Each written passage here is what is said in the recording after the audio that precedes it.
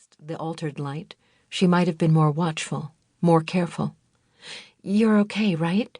Libbie touched his cheek and stared into his hazel eyes. "Are you sure you're not hurt?" He put his hand on her leg.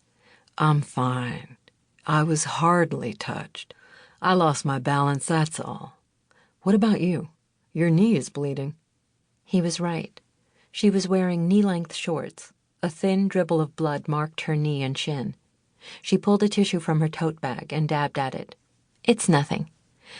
"I doubt these streets have less germs and bacteria than the ones back home. The cut needs to be washed and treated."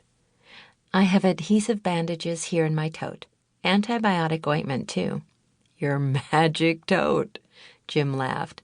"Let's go back to the hotel and regroup. You can wash it properly, and I want to check the camera. Sorry, but I heard something crack." "I don't care about the camera." He smiled, pulled her closer, and kissed her temple. They stayed like that for a few long seconds. Then Jim stood and offered his arm. He helped her to her feet and picked up the backpack. Back at the hotel, Libbie washed the wound. A few scratches. She applied the ointment and a bandage, then came back into the room saying, "Good as new." Jim looked grim.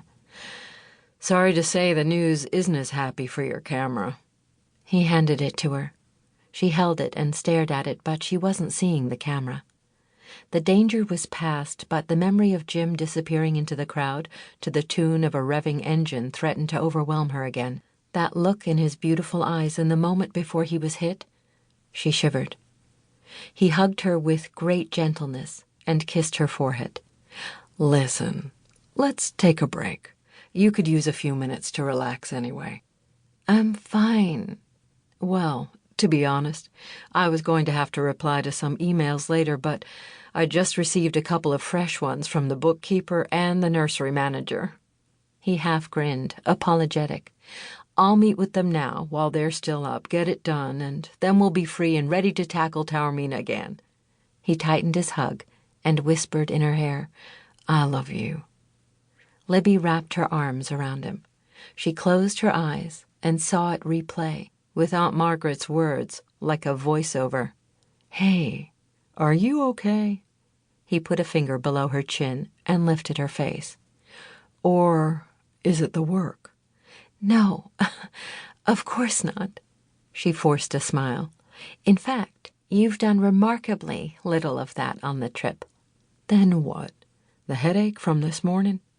She wanted to answer, but couldn't. Aunt Margaret's voice had lodged in the front of her brain, blocking a reasonable response. She could tell him. He'd understand about her aunt, and the rest. He already knew some of it.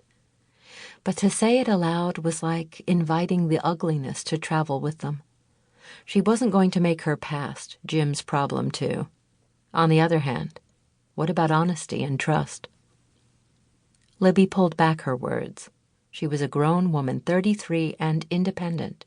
She would not be ruled by the past, nor would she allow nasty people like her aunt to haunt her.